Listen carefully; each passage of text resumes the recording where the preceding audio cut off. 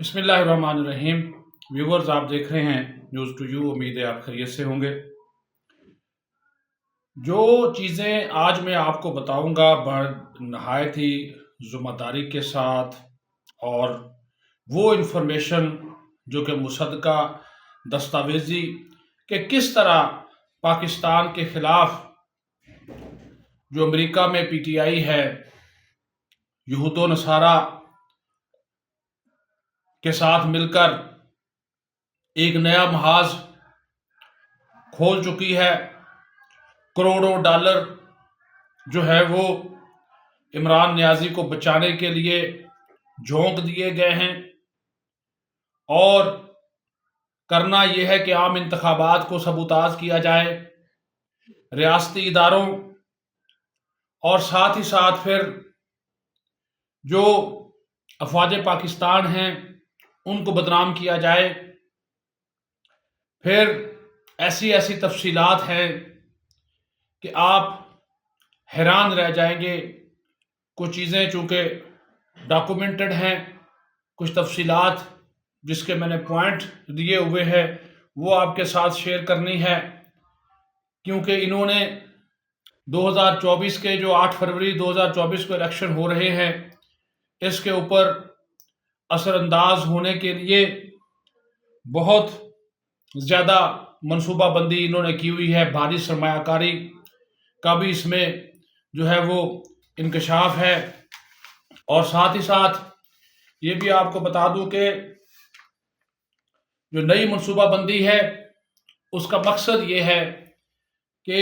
پاکستان پر سفارتی اور انسانی حقوق کے اداروں کے ذریعے دباؤ ڈالا جائے، عمران خان کو رہا کروایا جائے، اس کی ضمانت کروائی جائے اور اس کے کیس کو عالمی سطح پر اچھالا جائے، صرف انسانی حقوق کا جو ہے وہ بہانہ بنا کر۔ اور اس مقصد کے لیے پی ٹی آئی اوورسیز ارکان اور مختلف کرداروں نے لاکھوں جو ڈالر ہے وہ فراہم کیے ہیں۔ میری انفارمیشن کے مطابق یہ رقم 5 کروڑ ڈالر ہے جو کہ وہ تقسیم کی گئی ہے۔ مقصد یہ ہے کہ حکومت اور اسٹیبلشمنٹ پر عالمی دباؤ ڈلوایا جائے، اور پھر جو اس وقت سنگین نوعیت کے 5 کیسز ہیں جس میں عمران خان براہ راست ملوث ہے، وہ اپنے جرائم کی سزا میں اس کے لیے عمران خان کے لیے یعنی کہ وہ NRO جو ہے وہ مانگ رہے ہیں۔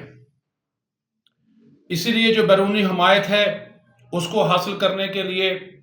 حقائق کو توڑ مروڑ کر صرف 5 قانونی کیسز کو بڑھا چڑھا کر 200 کیسز کا ڈھونگ رچایا جاتا ہے کہ 200 کیسز ہیں،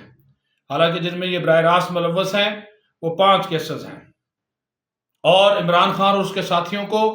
9 مئی کے جو پھندے ہیں، جو 9 مئی کے واقعات میں جو ملوث ہے، جو 9 مئی کا پھندا ہے، اس سے بھی نکلوانے کی کوشش کی جا رہی ہے، اور وہ بھی اسی منصوبے کا ایک حصہ ہے۔ مقصد یہ ہے کہ پروپیگنڈا کیا جائے کہ 9 مئی کو فالس فلیگ آپریشن ہوا تھا، اور مسلح افواج اور عوام میں خلیج پیدا کرنا بھی ان کے اہداف میں جو ہے وہ شامل ہے۔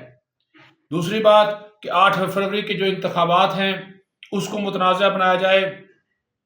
اور پی ٹی آئی کو مقبول ترین جماعت جو ہے وہ ظاہر کیا جائے، جو کہ جتنے سروے آ چکے ہیں اب وہ اس میں نہیں ثابت نہیں ہو رہی۔ منصوبے پر عمل درآمد کی شروعات کی گئی ہیں۔ ہمارے جو تحقیقاتی ادارے، انٹیلیجنس ادارے ہیں، انہوں نے کچھ ثبوت بھی حاصل کیے ہیں، کچھ دستاویزات بھی آپ دیکھ رہے ہیں، کچھ اخباروں کو، انٹرنیشنل اخباروں کو، میڈیا کو یہ لوگ استعمال کر رہے ہیں، وہ آپ دیکھ رہے ہیں۔ یہ ساتھ ساتھ آپ کو نظر آ جائے گا کہ ان کی پوری جو پلاننگ ہے وہ میں آپ کو بتا رہا ہوں۔ اچھا جی، اس میں انہوں نے کرنا بھی ہے کہ امریکی عوائن نمائندگان اور انسانی حقوق کے اداروں میں قراردادیں جمع کروائی جا چکی ہیں، ماضی میں آپ یہ دیکھ چکے ہیں۔ اسرائیل اور بھارت نواز رکن کانگریس کے ذریعے امریکی عوائن نمائندگان میں پاکستان اور اداروں کے خلاف قرارداد جمع کروائی گئی۔ یہ لابی گروپ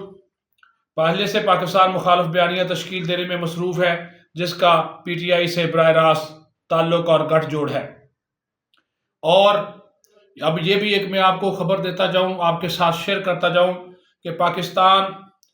میں انسانی حقوق کی پامالی کا بیانیہ اجاگر کرنے کے لیے ایک رپورٹ ICCRP میں بھی پیش کی جا رہی ہے۔ انٹرنیشنل کمیشن یہ ہے ہیومن رائٹس کا، اس میں بھی یہ پیش کی جا رہی ہے، اور انسانی حقوق اداروں میں مشترکہ رپورٹ پیش کروانے پر بھی بھاری سرمایہ کاری جو ہے وہ کی گئی ہے۔ پھر پاکستانی حکومت اور افواج پاکستان کی کردار کشی کے لیے انتہائی جو متعصبانہ دستاویزی فلم وہ بھی تیار کر لی گئی ہے، جو کہ جلد ریلیز کر دی جائے گی۔ پھر امریکی اور مغربی میڈیا میں مزید سپانسرڈ پیڈ آرٹیکلز کی اشاعت کی جائے گی۔ پاک فوج، انٹیلیجنس ایجنسیز، الیکشن کمیشن اور دیگر اداروں کو ٹارگٹ کیا جائے گا۔ پھر 9 مئی واقعات کو فالس فلیگ آپریشن ثابت کرنے کے لیے مزید لابیسٹ فرمیں بھی ان لوگوں نے ہائر کی ہیں۔